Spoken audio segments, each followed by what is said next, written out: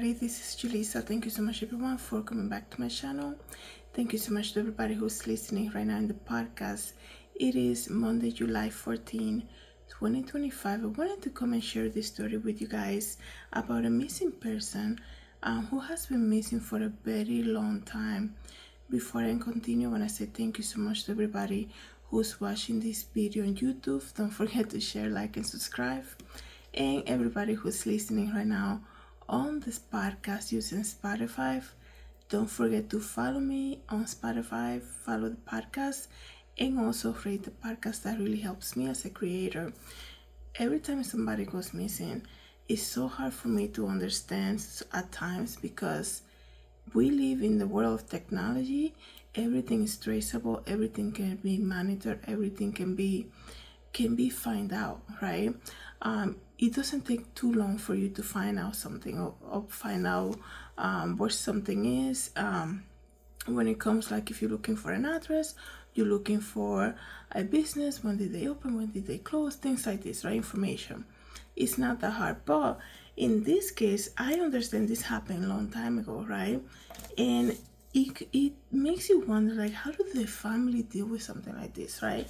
Imagine going on a cruise with your family, and when it's time to return, the next day after you spending time in the cruise, enjoying your time there, one day you wake up and you realize your sister is gone, right? And you're there with your brother, your mom and dad, and your sister, and one day in the morning you realize she never made it back to her room in the cruise. So, and hasn't been since, right? It's so crazy, it's traumatizing. There is a new Netflix documentary that's coming out about Amy Bradley.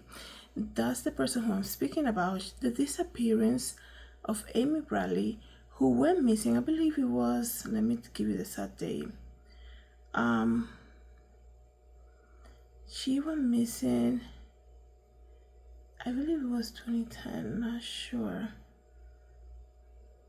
Oh, I was wrong. She actually went missing in 1998. Okay, so let me read you guys exactly what happened. I feel like I had seen her photos for a very long time. I remember watching this case on America Most Wanted and being like, wow, how can this happen, right? How can nobody see anything, right? Because in a cruise, I never been to one, but I know there's always a lot of people, a lot of staff working. They have security, they have cameras, they have, they even have a little yell if somebody, misbehave until they get to port. They have a lot of things.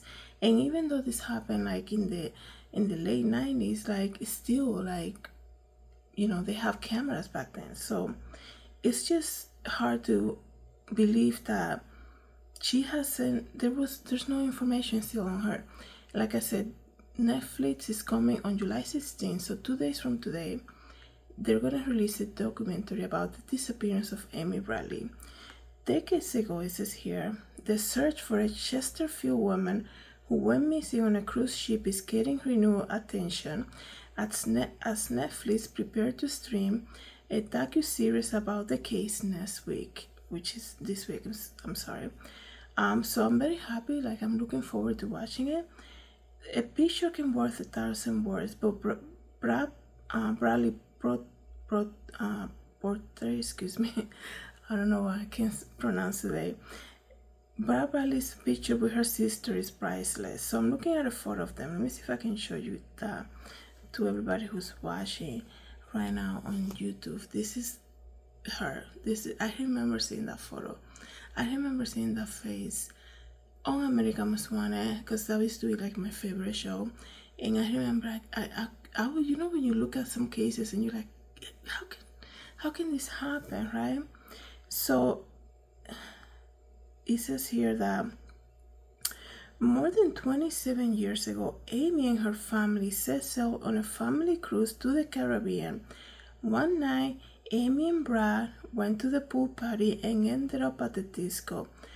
And he said, we got up there, spent several hours there, talking to people and meeting people and having fun. He said, that's the brother. As night fell, um, they were heading towards Curacao, Amy started to feel seasick in the room and decided to sleep in a chair on the balcony. She said, I'm gonna stay out here on the chair lounge and get some fresh air and wind. I don't want to go into a closed room right now, she said. That's what the brother is telling the investigators, because she wasn't feeling good. She said, might as well just sit here. It's a beautiful now, probably thinking that let me get some fresh air. And she probably fell asleep. So on March 24, 1998, the 23-year-old vanished in plain sight. And they're saying a shirt she was wearing was laid across on the chair in the room. So we know she came back into the room. That's what the brother said, Brad. There's a lot of haters online that said a lot of nasty things and basically saying that she's gone, she fell over and she jumped over. I can't guarantee those two things didn't happen. That's what the brother said. And this is why you have to be so careful when you hear about a case of a missing person. Like, to tell somebody, she just didn't want to be, anymore, basically. She just jumped over. She lied to you guys saying that she was going to have a nap here in the balcony, and then she ended up doing something horrible. You need to understand, right, that those are people, right, that have feelings that they're missing their loved one. That the last thing in their mind when they planned this trip was that one of them was not going to come home with them that day. So be more sensitive, right? We have to be so careful about what comes out of our mouth, right? And they're saying that her shirt was found in the chair inside the room. So they're saying she came back inside the room, right? She probably was ready to lay down in the bed and go to sleep, right?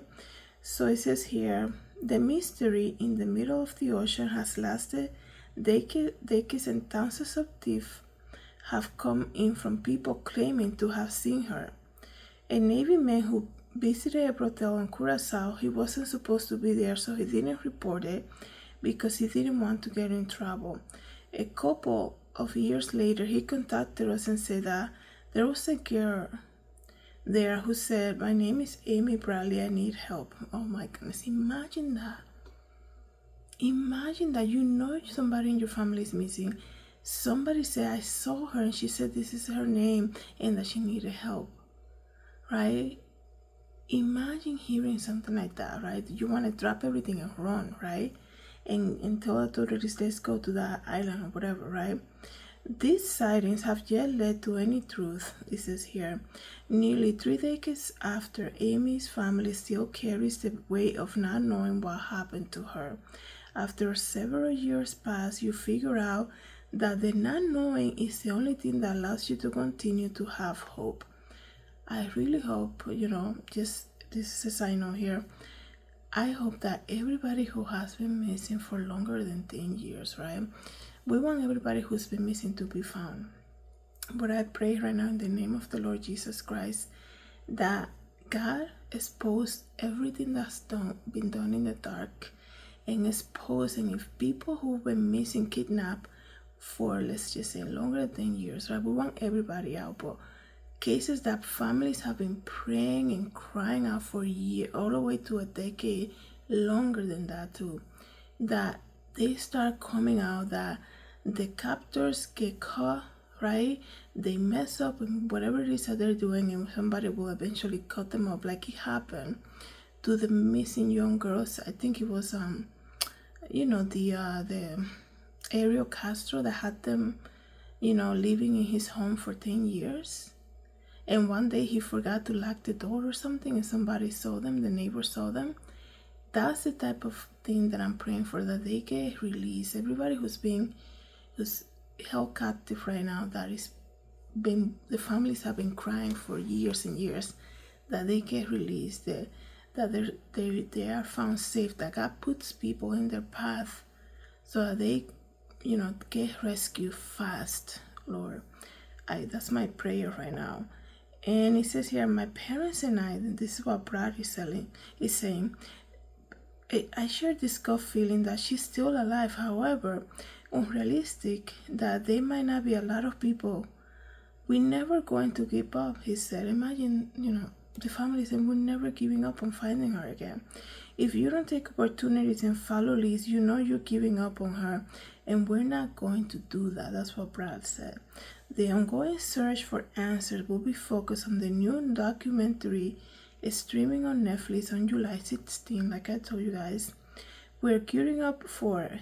Hopefully that will be an avalanche of phone calls and emails from who knows where, all over the world, trying to help find her, said Bradley, that's the brother. And a worldwide search efforts continue. Our family has been through everything. Amy, I'm sure, has been through a lot. He said, please help us. If you have any information, I'm going to put this information here. As I'm telling you guys, if you have any information about Amy Bradley, you can contact the family tip line by calling the 804-789-4269 or by emailing the family Amy Bradley is missing at Gmail. The family has also set up a GoFundMe page to raise money to pursue credible leads, consult with experts, and obtain legal support whenever necessary to uncover the truth. And I didn't know about the GoFundMe, and you guys know I like that, so I'm gonna put the link for that.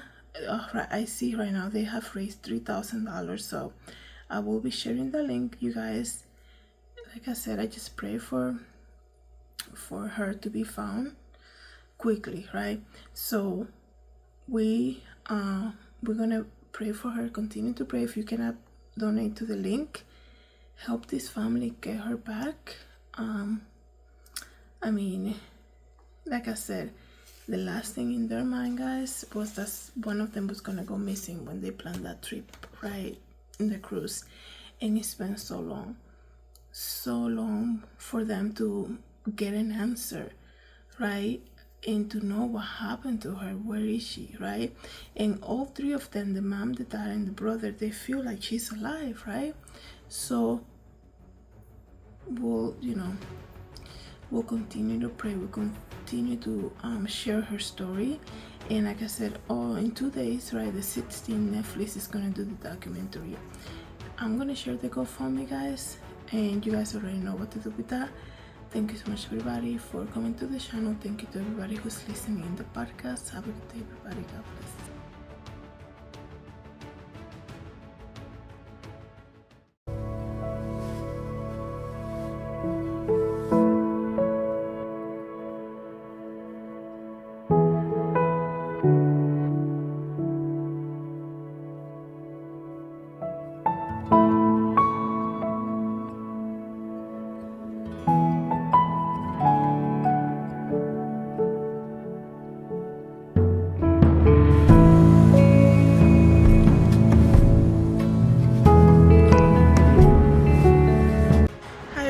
This is Julissa. Thank you so much for coming to my YouTube channel. Don't forget to share, like, and subscribe, and I hope to see you in the next video. Have a good day, everybody. God bless.